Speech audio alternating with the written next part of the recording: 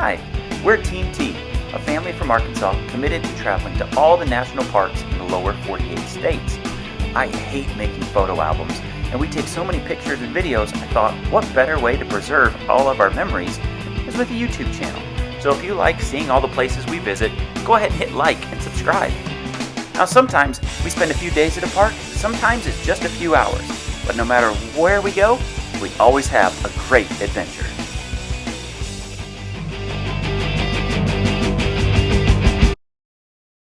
One of the longest trips I've ever taken. In one day we drove from Little Rock to Gallup, New Mexico on the New Mexico-Arizona border. I think it was like a 17-hour trip. Then we woke up the next day and we had to drive those last 5 hours in northern Arizona.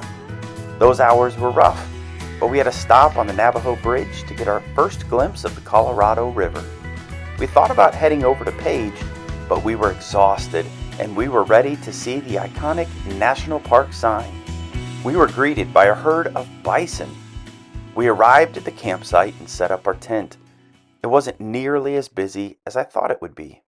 We headed over to the Historic Visitors Center for some food, and that evening we sat on the back porch and watched the sunset. The next morning, I was excited to be there, so I sprang out of my sleeping bag to watch the sunrise. The North Rim campsites were right on the edge, so I was greeted by all kinds of color in front of me. That afternoon, we hiked the Bright Angel Trail and the Transept Trail. It was a recovery day because of the long drive. Hammocks won the day as we talked with other campers and took in the gorgeous views. Our second full day at the park took us to the North Kaibab Trail.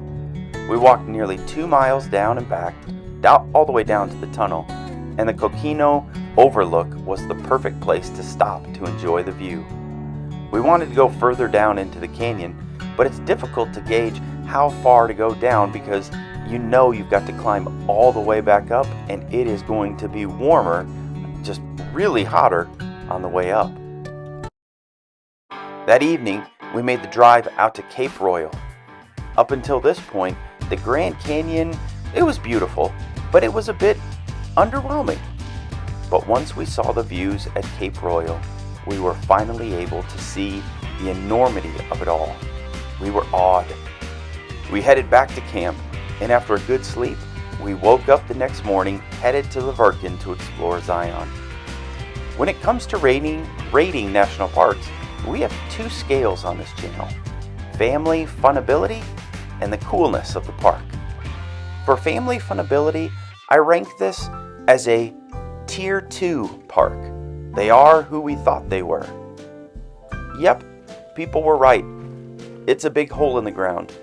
It's hot. It's beautiful. It's historical. The only big surprise for me was how few people were there.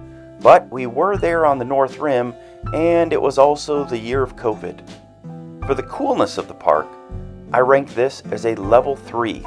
It's a one-trick pony. Let's face it, we all travel to this park to hike down into the canyon. You see how long you can last, and then you turn around and head back. I felt like 2 full days was enough to capture this park for a family.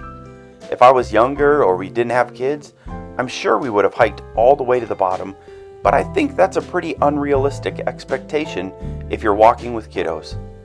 This park is a good split between go and see and then go and do. You hike into the canyon during the day and then watch the sunset in the evening. I loved that we camped here, and I loved the quiet.